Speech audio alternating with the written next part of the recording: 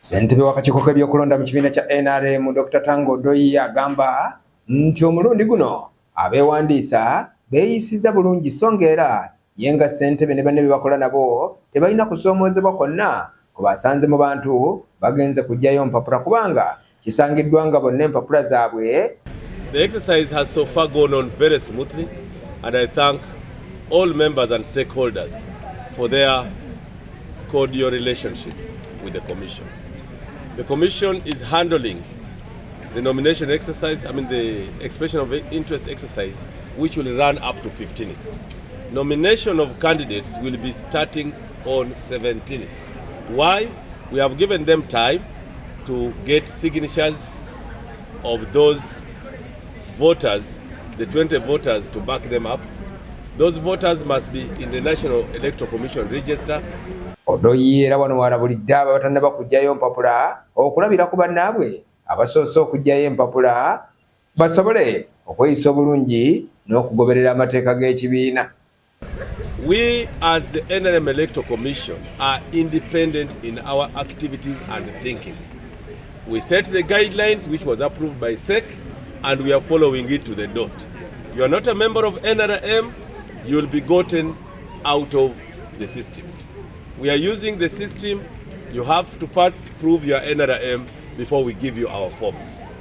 Mu nnaku 3 zokka abantu abasoba mu 1,000 be baakajjayo empapula nga baagala okwesimbawo ku bifo ebyenjawulo okuli eby'ababaka ba Paalamenti ne bassentebe aba disitulikiti. Mu bagundiivu mu kibiina kya NRM abasembyeyo okujjayo empapula mu lunaku olwokusatu kubaddeko Fred Ruhindi, ono nga yali mumyuka wa Ssaabawolereza wa gavumenti era nga ayagala kuddamu kukiikirira bantu ba mu bitundu by'e Nakawa.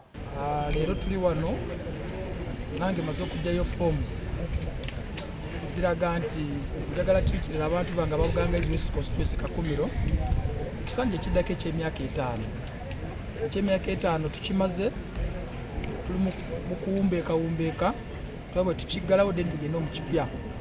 Nsanyuse nnyo okola n'abantu bange emyaka 5 eno egiyise, bingi bye mbayigiriza nange bingi bye banjigiriza ate bingi bye mbafunidde okuva mu gavumenti kubanga nze banteekawo ng'olutindo wakati nze ne gavumenti.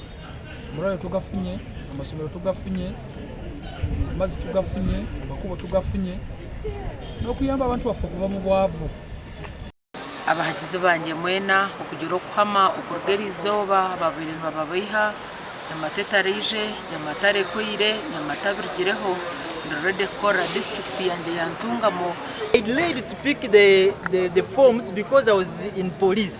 So when you're in police, there's a process you go through to get out clearly, then you express your interest. So by the time I got out from police, it was late for me. So this time around, I've come in time, I've expressed my interest, contest as a member of parliament for Kajara constituency under NRM ticket.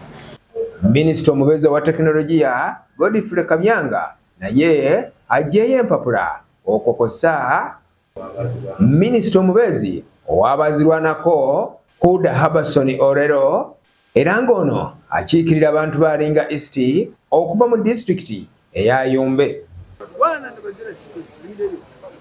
Tuyine obumwe asa ntwena ngugumyo kandi tukorere hamwe mwe n'obuyanjo yininga tuza kukorera hamwe era ya kigamba tuza kusinga akaruru akayero ninga kainare. Is the calling to provide effective legislation at the national level. The constituency from which I am seeking a mandate, which is Burasha County or Burasha constituency, is to provide me that access to a national platform. Nawe kabashalira ono ng'akiikirira abantu b'e Lushenyi naye ku kitebe olwaleero lwajjeyo empapula. Eyali minisita w'abavubuka era nga yaliko ne minisita w'amazzi Ronald Kibuule okuva e Mukono naye ajjeyo empapula okokosa Luhunda Alex kwosa ambasada Ronald Beka ki? Kwosa ambasada Beka Okwere okuva mu disitulikiti ey'e Bukedeya era nga bonna abalonzi babasuubizza bulunansi. The state in which this country was in 70s and early 80s, it was a very bad situation for everybody. Now the peace we are enjoying today is because of the time they have taken to work to bring peace and security for this country. Wadde abantu bangi nnyo naddala abakyala mu kuramini era twagala okwebaza ennyo facility kubanga yati yiye ekibiina ekyo kiranze nnyo kumbi Uganda yonna kiyinza okuba nga kati kyekiriyo naye nga kikulemberwa mukama waffe ono Honorable Musa Mbaziira ye bulldozer ye speaker, right Honorable Speaker wa Lubaga mukama wa district. Yeah, this time round as we fought and got the city, now it is time to build the city, and we are looking at the infrastructure network for the city and getting the private sector to build the city such that it becomes one of the most beautiful, viable cities in the world. That's mu bapya ababadde batamanyiddwa nnyo mu kibiina kya NRM abajjayo empapula kubaddeko munnamateeka Eliakim atumanya okuva mu constituency ya Kajala mu district y'Entungamo okwesaako Kyerengati Nancy Rose okuva Tingeyi mu county okuva mu district ey'e Kapchorwa Dr. Justin Ojoko okuva Ekole naye ajjayo empapula era ng'ono ayagala gwa ssentebe.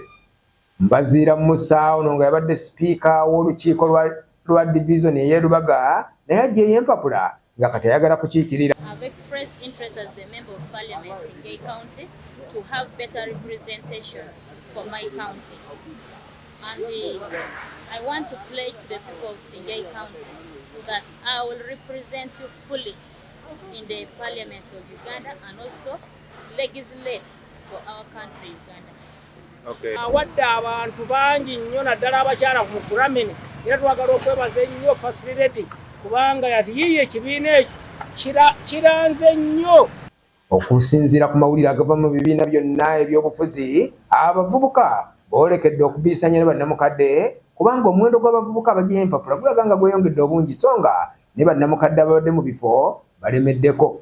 Kibalizi John Lwanga